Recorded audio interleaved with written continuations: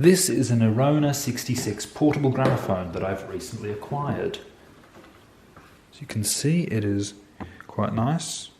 Quite an interesting design because, well, as you can see, I've already sort of unpacked it. It doesn't have the original sound box, but it's got a tiny turntable, and the tone arm just hooks in like that.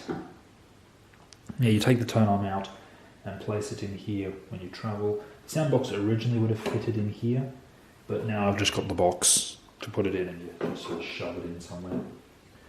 But lock it on. It's very compact, as you may have noticed, with a tiny turntable. It also has a very interesting break of a design that I haven't seen on any other gramophone. So you pull back like that, it spins, and then you sort of just lift it up and it latches. Probably should be a bit more gentle, like that. But really interesting. Also a very nice sprung needle cup lid, so you don't go flying about. Keeps them really secure. I like that. Now the motor sounds a little noisy. And another issue with this one is, well, I'll show it in a minute when I play a record.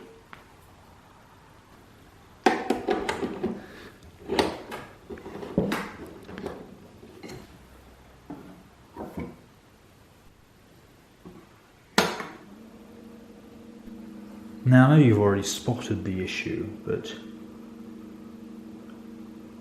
we'll see.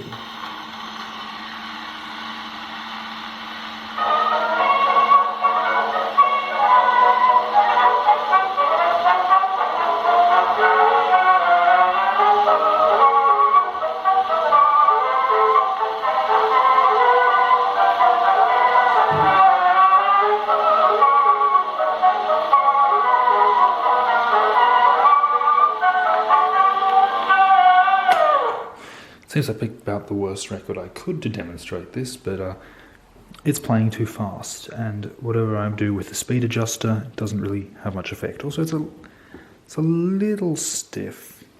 But I think that might just be, it's good when it gets lower. So I think that's more just the design of that. Anyway, now we can come to the second thing that I dislike about this machine. Well, that's just something because it's old. But the thing I dislike about this machine, because in most regards, it's very nice. Clever design with a compact little sort of horn and reflector there. You've got a lovely record storage. Does a very good job, holds them nice and safe. I do like a record storage that's actually good. The one thing I hate about this machine is that we got to wind it up, slot the crank in, and oh no, it's hitting the table. To wind it up, you have to either have it tilted up or right on the edge of a table, which that's all very well until you're out in the park on the ground, and then you're stuck having to hold your gramophone at an angle with one hand while you crank it around with the other, and it keeps moving because you can't hold it steady. At least this one's small, but it's really annoying, and it's quite common. With the Columbias are all like that, and I think other machines as well. I haven't got that many portables, because the HMV ones, I think the early HMV ones are like that too, and then they put it on the side on an angle, which is much better, but it's just a lot of portables are like that, and it's really annoying. I think Rexonola, at least with one of their older ones, got around this by having the lid come off, so the lid would come off and act as a base to raise it up, and then you could crank it properly, which is a good idea, but with most of these you just end up with that annoying situation, so it's one thing I dislike. But other than that, it's very good, and yeah, it runs too fast, so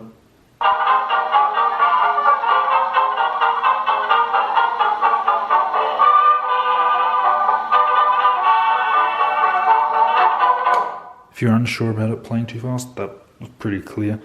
It's much too fast here. I'll try and find the vocal bit. Here we go. There you go.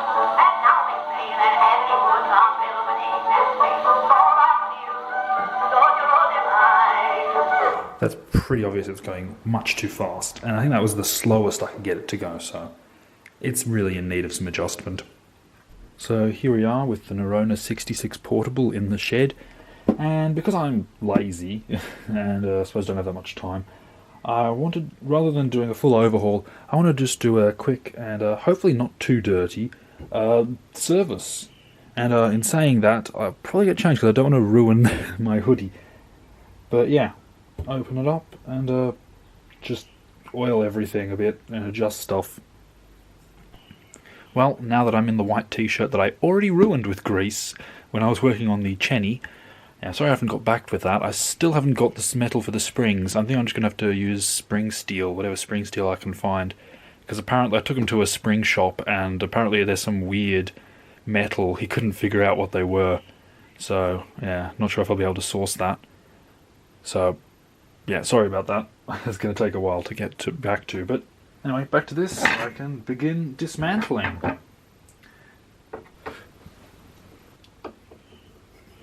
And of course, I needed a finer screwdriver, an even finer one than that. And of course, I needed a finer screwdriver. Oh wow. I'm definitely not the first person to be opening this thing up. This thing has seen a lot of use. It's very hard to keep. I'll have to see if I can find some new screws. Yeah.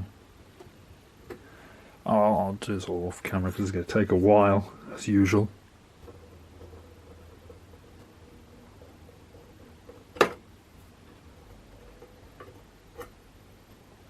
Well, it seems I just picked the worst screw to start with. All the other ones came out easy, just this one's stuck.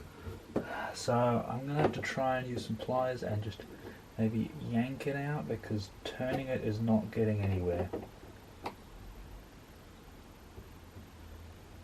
And hopefully not to scratch up the metalwork too much.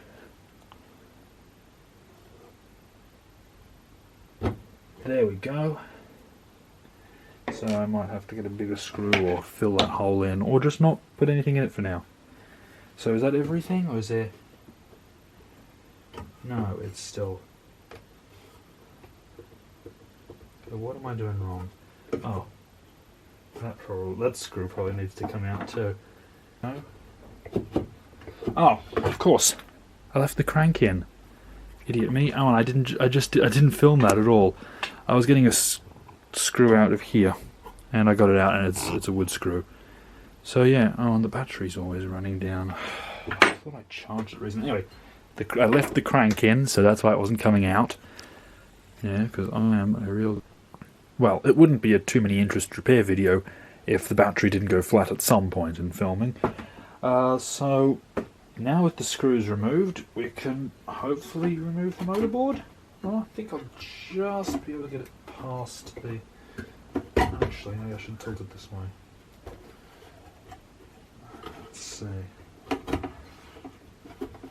Is it still... Okay, yeah, it's getting stuck on that. There we go. Oh no, don't tell me there's one more screw or something still attached. I must say I am a real genius, a real special kind of genius. Duh, the speed adjust knob that's out here, of course. It's the whole reason I'm having to open this up, because it doesn't work properly. Anyway, now there's no problem. There we go, there we go. And yeah, it is just the most basic motor. It's like sort of Thorin style thing. Looks alright. I'm hoping I don't have to do much, if anything, at all, because I'm too lazy to do anything. The rubber has perished. You can probably see that. The big problem is, oh, that's how the turntable, because I couldn't pull it off, and if you can see, probably can't because it's too dark, but there is a big screw there. And that's how you get the turntable off. There's just a set screw, so it's just like the other one. Yeah, because I was worried I was going to have to tear up this beautiful velvet. I'm very happy I didn't even try, because I knew that would be a bad idea. But yeah, so I can get the motor out nice and easy. And I'm just going to oil everything, really. I suppose these are supposed to hold grease, though, aren't they? Well, a bit of oil might fix up the grease, because I'm too lazy to do a proper fix on this. Well, again, I haven't got much time at the moment. So, let's see. Oh, and that's very clever how that contraption works. The screw, it doesn't matter. Oh, so I wonder why it wasn't acting if it's so simple. Where do I put it? This rod just goes in here, and as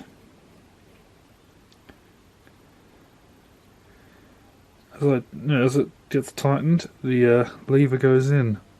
The one with the felt or leather pad goes in and presses upon the disc attached to the governor weights, so the governor thingy. Very clever, very elegant little solution. It's good. So, I don't know why that wasn't working. I don't really see any way to adjust it either. So that's, oh, yeah, just grab all the greasy bits. That's how I make a mess. Anyway, I'm wondering if it needs oiling, but it was going too fast, not just... Anyway, I'm just going to oil everything and then see if I can adjust it to get it to work properly. It could be that that's why that was the problem. It's just not oiled enough, and it was either running really fast when it's not in contact, and the moment it touched, there we go. The moment it touched, it would stop. That's the thing what's happening. So I'm just going to oil that, put a bit of oil everywhere else, scrape the dust off. Very basic service. If this was something I was going to sell to someone, I would do a proper service, place the grease with the proper grease, with the right grease as well. But because this is just my own personal collection, because I never sell anything, I was going to do shoddy work like usual. There's the screw.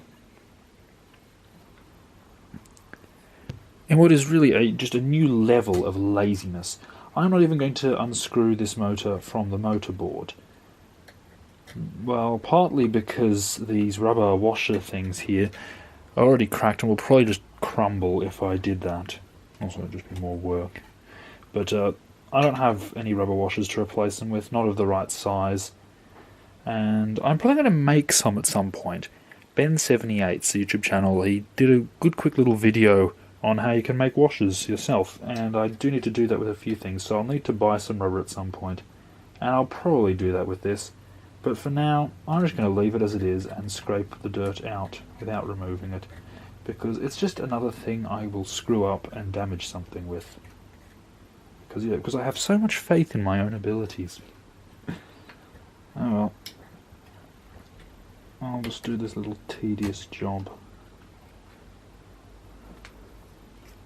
Something interesting I thought I'd show. You may be able to read the DRGM stamped on this brake mechanism thingy when it's in the brake position. Now I've seen that stamped on a few German-made things. I think cameras, and they're pre-World War II stuff. I'll have to look up what that stands for, but just an interesting thing I thought to note. So there's a lot of dust in this. Unfortunately, I can't take this off because it's riveted in place. So, unless I can find a really long brush, I'm going to put up with that. I suppose it's not. I suppose I'm putting up with doing a botch job on this thing, so I'll leave it for now until I'll get a vacuum cleaner. Yeah. Anyway, I'm just been cleaning it up, and it looks a lot better now that I've dusted the motorboard. And I've sort of cleaned the motor. Okay, I don't know what I've done. I've just done the slightest bit of cleaning, and suddenly this thing has decided that it wants to really work. Okay. Whoa. Oh, and now it's just stopped. Because I touched one gear.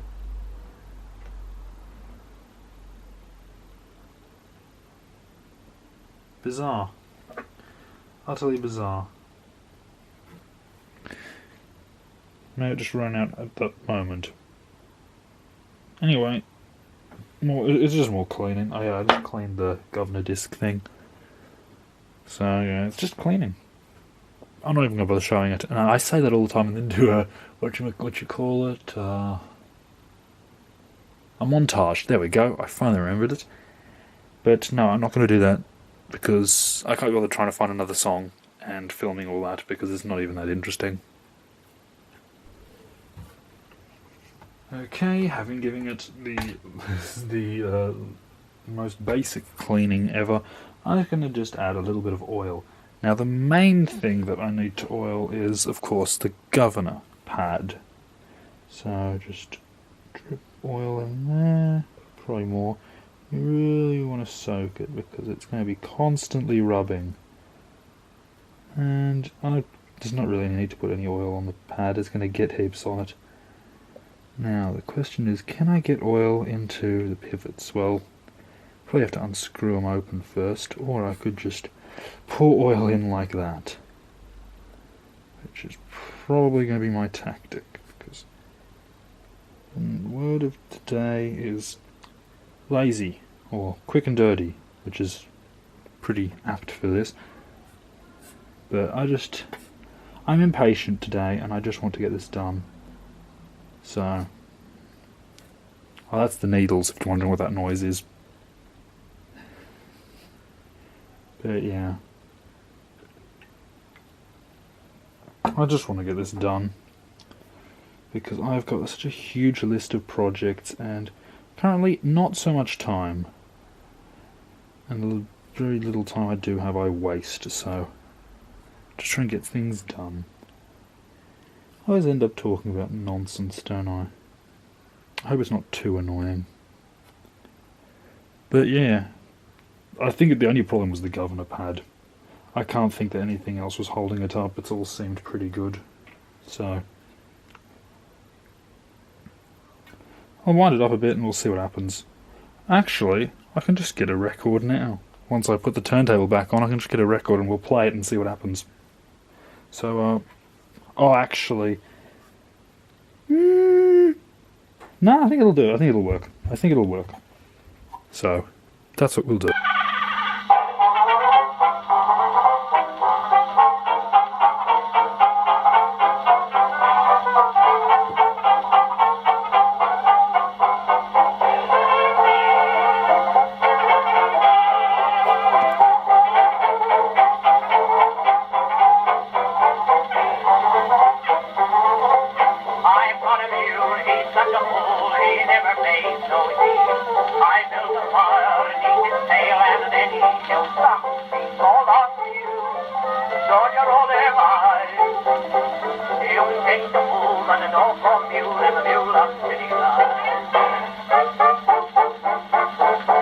Seems pretty good.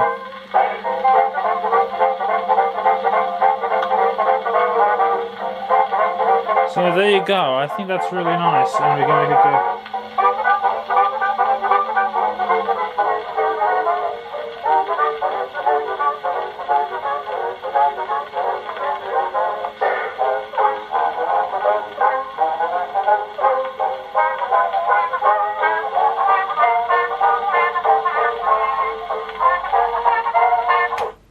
So that was all the problem, really. Dry lubrication, but mostly just dry governor pad, the felt pad. So there you go. Plays beautifully, really.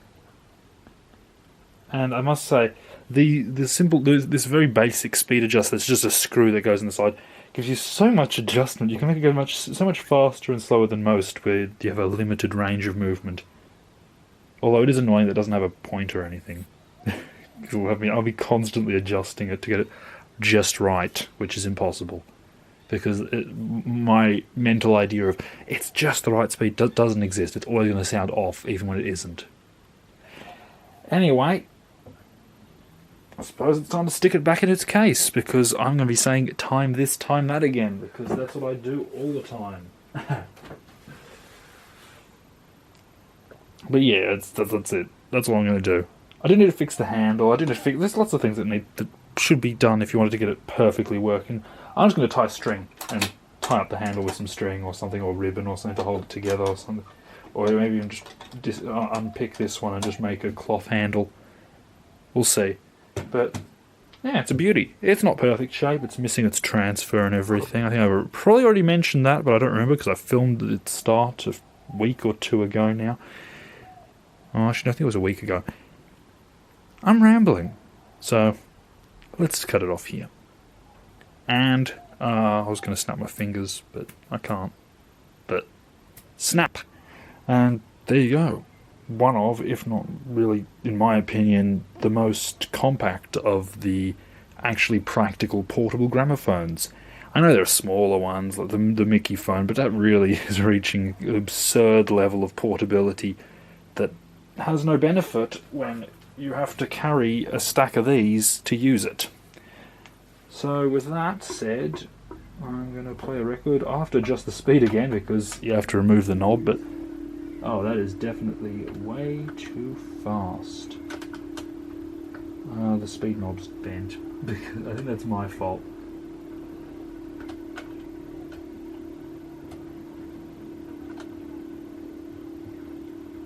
Oh, that's really stiff. Have I actually got it screwed into the right thing? It's not doing anything at all, and it's really stiff. Don't tell me there's an actual issue that I need to solve. Well, I think I have found the problem. This rod here is bent. As you can see, it sort of spins around. Okay, yeah, it's wobbly, but it turns around, and I find it gets tight in the hole at some points. And the problem is this needs to be screwed in quite a ways before it actually activates on the lever. And, I just can't get it in. It gets stuck in the small hole on the case. Now, maybe I probably added to it when I tried to pull it out, but this was already a problem because I remember this being the thing I was tightening it. So, yeah, the real issue, I'm sure, yeah, lack of oil would have definitely been a problem, but it turns out this has been bent at some point, probably from someone doing what I did, trying to get it out and bending it. And I probably added to that when I tried to get it out, but it was already a problem because I know it was tightening up. I thought that was it reaching all the way, but no, it's it getting stuck because it's bent. So now I'm going to have to try and flatten this out, or straighten it out. And I'm thinking maybe in a vise. I don't know, I'm going to have to try and find maybe some flat metal or something, and sort of squash it in a vise. If this is the wrong thing and is 100% going to break it, then there's nothing you can do. I'm going to be doing this. This is pre-recorded. There is no way you can stop me. Sorry for inflicting so much pain on you. That is if you find it painful. If you just enjoy me breaking my stuff, then that's mean of you. But, yeah. I'm going to try and straighten this out. I'm not sure. There's not really anything else other than pulling the thing off, but it's riveted on. Or nailed in, actually. I think it's probably nailed in. I don't feel like yanking it out. I'm going to just try and straighten this rod out. It's not like I'm going to be able to find another one. I wonder what I have in my spare parts drawer. Disappointment. That's what I have most in this drawer. Well, and quite a bit of flaking nickel plate, but mostly disappointment. There is no other things like this. So, there you go. I'm going to have to straighten this out, and if I snap it, I'm doomed. Okay, it's not like the world's going to end, but you get the idea. It's this, or I just have to find another screw. Which would mean paying money. And spending a lot of time at shops. Which probably won't have the right sort of stock. See, it's important. Turns out there's another solution. Put the little knob, adjuster speed knob thing in without putting the screws in for the thing, and it moves about a bit. I mean, it's not perfect because now the winding handle's really tricky to put in. And if I put the winding handle in, this is really hard to adjust. So, yeah, you're going to destroy your fingers. But, hey, it's a solution. So if I can't straighten it out, that's the solution.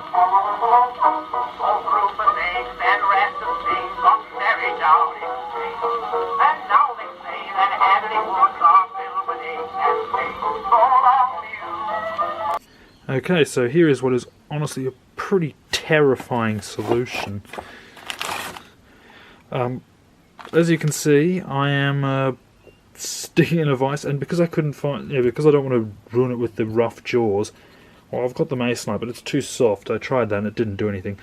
So I just stuck some chisels in there, because they're the only hard piece of metal I could find, only nice solid bit of metal I could find lying about.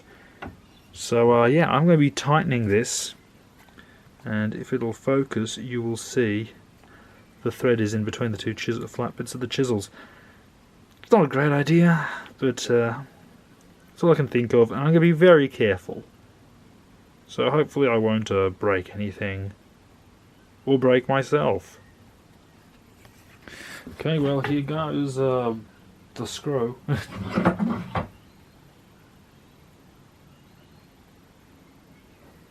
Okay, I really don't know what to do. Do I keep going, or do I just it's all nice and hard.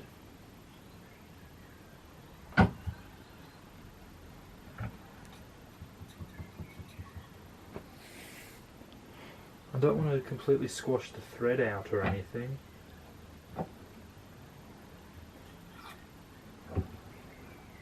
It'd be funny if, am I just squashing some rubber?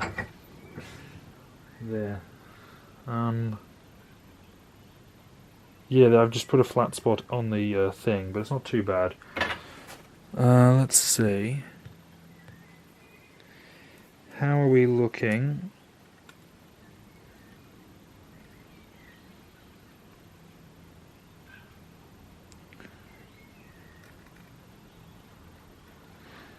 Still bent. Great. Just great. Well, I can still screw it in and see if it's done anything good. Okay. Well, I think I have got it to a point where it is manageable. So I think it did make some improvement. I can use it without completely destroying my thumb, although it is still a bit sore from that. But I'm not going to push my luck and potentially snap it or stab myself with a chisel again. So, yeah. I'm just going to put up with it, I suppose. That's life. You have to put up with a stiff speed controller on your portable gramophone. Oh yes, what woe is me. What so many issues in my life. Yeah, I think that's really the best I'm going to get, unless someone suggests a good way to fix it. If you have a good idea that isn't too complicated, I might do it. Or I'll just leave it and be lazy, because the whole theme of this video, really. So, there you go. I do like this portable though. It is just, it sort of ticks almost all the boxes for me, which I probably stated all in the start, but I'll do it again, because why not? I love that record storage. Of course, it's very portable, very compact. It's a very small case, but yeah, having a record storage means you only have to take one case as opposed to two. And, well, the handle being broken is annoying, but that's not their fault. Although they could have had a metal strap in the middle. It sounds pretty good. I haven't tried it outside properly yet, so I'll have to give it a test outdoors and see how it performs, if it's loud enough. It does seem like it will be, though. I think especially with this more modern sound box that's been fitted. So yeah, it's got compact, seems to work well. It's got a proper mechanism and everything, a reasonably proper-ish horn. The one thing, and doesn't put all a big horn contraption on it and too much weight. Although this, I know the sound box. It's mostly the weight of the sound box anyway, which is the same with most gramophones, except for the very few that have weird counterweight things. Anyway. Big issue, the winding handle. Just you have to have it on the edge of a table, so or hold it on an angle. So that's the one thing that really kills the portability. It will only be good if you can put it on a table or want to hold it up each time you wind it up. Yeah, because the speed adjuster not being labelled, that's fine too. You don't really adjust the speed that much. Usually it's by ear anyway, or with a strobe disc. Anyway. I'm doing this again. I ramble so much. But, yeah. If I didn't mention that I rambled so much, I just did a proper ending, it wouldn't be so obvious, would it? But I'm an idiot, and I admit to all my stupidity. Thanks for watching. It's a beauty, and one day I might fix it properly. Goodbye. Oh, and here's something that took me way too long to realise. The tone arm? My one has had an adapter put on. You can see the original fitting where it just would slide on. And here's the adapter, because it seemed a bit too long for the machine. Here, I'll just show that. Because when you put it away, it's really clever how it just fits in here and then clips on. Except, oh no, this thing gets in the way. Because it's got an adapter on. So that's great. It doesn't fit properly. I don't know how to get it out. So I think I'm just sort of stuck with it fitting in like that. So that's fun. But yeah, it's because the sound box is a replacement. What is it anyway? And Toria Deluxe British. There you go. It's made in England, in case you were wondering. In case you were wondering what British meant. But yeah. Just a thing I noticed. Because, of course, I noticed something after I've made the video. Out in the storm, his shoes were full of sea. Oh, it ain't gonna rain no more, no more. It ain't gonna rain no more. But how in the world can the old folks tell? It ain't gonna rain no more. Oh, there it is working. Oh, a black and white animal out in the woods says, ain't that little cat pretty? I went right over to pick it up, but it wasn't that kind of a kitty. Oh, it ain't gonna rain no more, no more. It ain't gonna rain no more. But how in the world can the old folks tell? It ain't gonna rain no more. So yeah, it's definitely working, and it's a beautiful sort of sunset.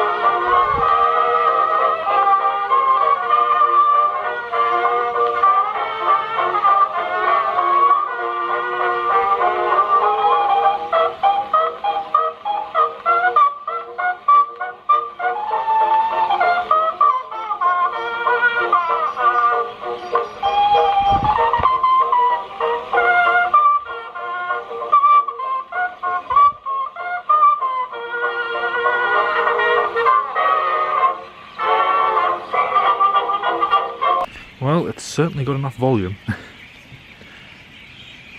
Now, I know I said something recently about how once I fix one thing, another problem reappears. This rubber it's gone. It's just so stretched and distorted and mangled. So there's another issue. A new washer has to be procured. I'm going to be buying some rubber soon anyway. Hopefully. Although this looks more like it's leather. Great. Never mind, false alarm. If I shove it in, it sort of stays in, so I think it'll be okay for now. I just need to remember to get the thing over it, not under it.